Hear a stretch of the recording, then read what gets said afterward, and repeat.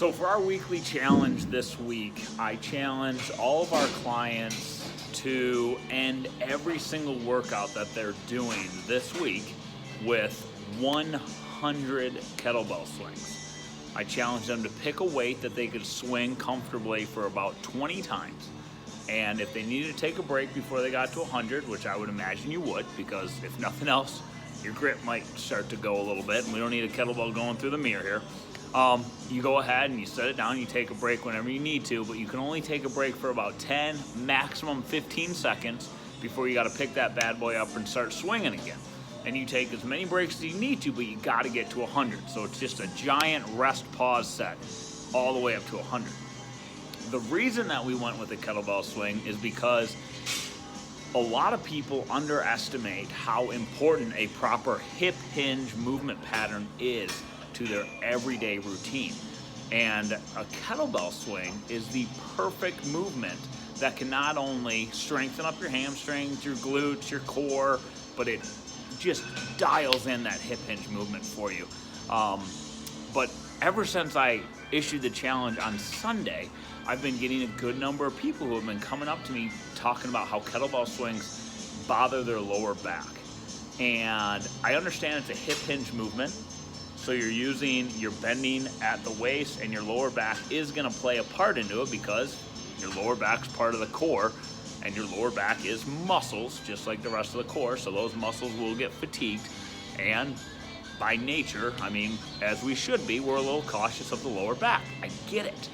But at the same time, it shouldn't be painful, because truthfully, your glutes should be taking over for you more than your lower back on that initial swing through.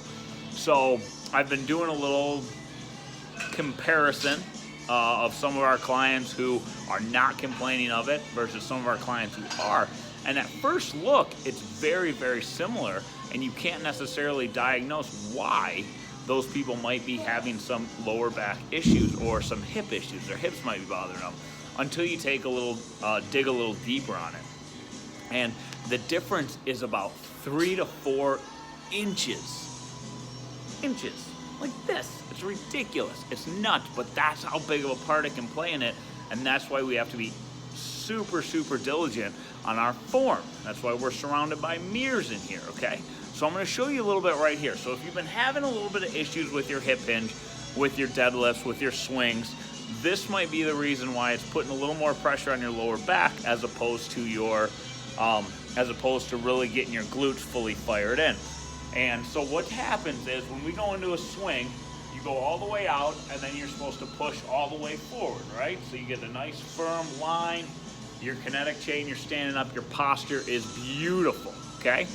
Now, for the people that are complaining, or at least bringing to my attention, the fact that their hips are starting to bother them, it's because their hips are taking way too much of the load. So what is happening is when they're pushing forward, they're stopping right here. And you see how my hips are out just a little bit? And they're not just pushing in just that little bit extra. So they're stopping right here. And just because the weight's getting up to, and like I always tell everybody, the weight only has to get up to belly button level to make sure you get the full extension. Because the weight's getting up there and it's reaching that aspect, and they're using a little bit of shoulder pull in there to help it up, they think they're done. The movement's done. And then they start to go back down, and they don't fully engage those glutes. So the glutes never take over. So it's putting a ton. So when you stop it right here, you're putting a ton of load on the hips, the lower back, and truthfully the knees a little bit too.